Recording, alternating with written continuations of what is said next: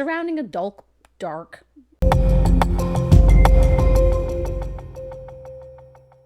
Hello, welcome to Sound and Fury Book Reviews. As usual, I'm Tina. Today I'm doing a book review of What Moves the Dead by T. Kingfisher. This is a horror novel coming out in July 2022 from Tor. If you couldn't guess, I received this arc from NetGalley in exchange for a fair review.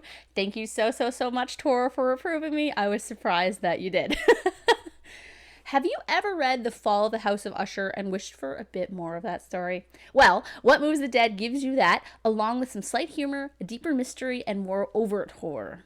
Personally, I think the title should have been Ushering in the Dead, but what do I know? So what is it about? When Alex Easton, a retired soldier, receives word that their childhood friend Madeline Usher is dying, they race to the ancestral home of the Ushers in the remote countryside of Ruritania. What they find there is a nightmare of fungal growths and possessed wildlife surrounding a dark, pulsing lake. Madeline sleepwalks and speaks in strange voices at night, and her brother Roderick is consumed by a mysterious malady of the nerves. Aided by a redoubtable British mycologist and a baffled American doctor, Alex must unravel the secret of the House of Usher before it consumes them all. I was so into this. When I was a teenager, I was obsessed with Edgar Allan Poe. Was it a goth phase? Kinda, but it was more like a goth phase where I just didn't have goth friends and just hung out by myself. I memorized The Raven for fun. I mean, kind of weird, but I guess I could have been doing drugs instead. Yeah, I could have been doing drugs instead. But had I had more of a social life in my teens, I wouldn't have had such a reaction to this book coming out. Not only is it a retelling, but it's by T. Kingfisher, who wrote The Hollow Places, where is it? Oh, right here. Which I absolutely loved, hence why I own a copy. I hadn't read Usher in at least a decade, so I gave it a reread before this and was like, oh yeah, the rundown mansion, the sickly siblings, the fungus, the weird poems, the corpse walking, so much fun. This book has all of that except the poems, and it beefs everything up. It's set in this alternate 1800s where this country, Galatia, whatever, I can't pronounce anything, exists and produce these warriors who, because they are fighters, are given their own pronoun as a sign of honor. It doesn't matter if you're a woman or a man or non-binary, use the can as your pronouns instead of she, her, whatever. This was so fun to me, and both an interesting take on language as well as gender politics. Galatia that's how I'm going to say it, isn't featured in the story a whole lot, but the bits of background we get gave the story an interesting dynamic. I really liked the main character, Alex Easton, who was an old soldier but has a duty to Ka and friends Ka can't ignore. Easton makes logical choices. Ka both takes up arms when Ka needs to, as well as gets freaked out and bolts at a few points. Ka acts like a normal person involved in odd circumstances.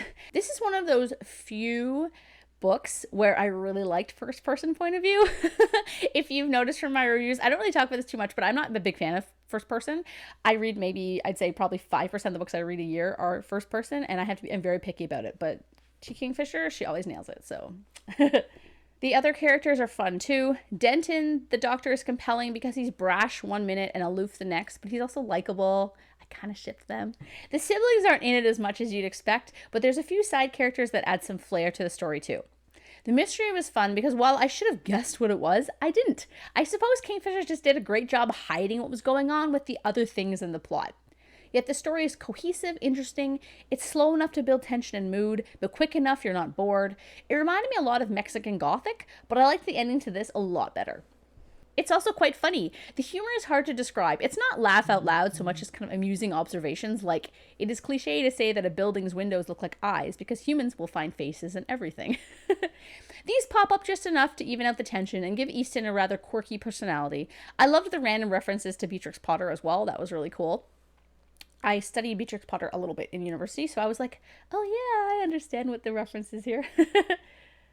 The novel is also very clever. Small details mentioned in passing have relevance later. In this regard, Kingfisher really emulated Poe because every line seems to have a purpose. It's a really quick read. I read the book so fast. I expected it to be way longer, but it still has so much depth and so much going on. I will say that this novel does not feel like an unnecessary copy of The Fall of the House of Usher, where that story is all about mood. This has more horror elements, and it has its own story as well. It's just a fun homage to one of horror's more popular classic tales, and I really liked it. Also, and this may be presumptuous of me, but I think Kingfisher and I would get along. As in her author's note, she says, I am much less interested in monarchs than I am in exhausted soldiers and desperate people trapped in falling down houses. I felt that so hard. Anyway, there's a lot to love about this novel, and if you like Edgar Allan Poe, gothic mystery, horror that won't make you, shit your pants, but is still creepy, and rundown mansions covered in fungus, you will definitely enjoy this. One note, the 2 lines I quoted are subject to change or removal from the final product because it's an ARC. I tried to find a way to email and request use, but Tori didn't provide an email address on NetGalley or on the eGalley, so I'm sorry. Don't deny me more ARCs, please. But thank you again to the eARC. I really appreciated it. And thank you for watching, viewers, and yeah, bye.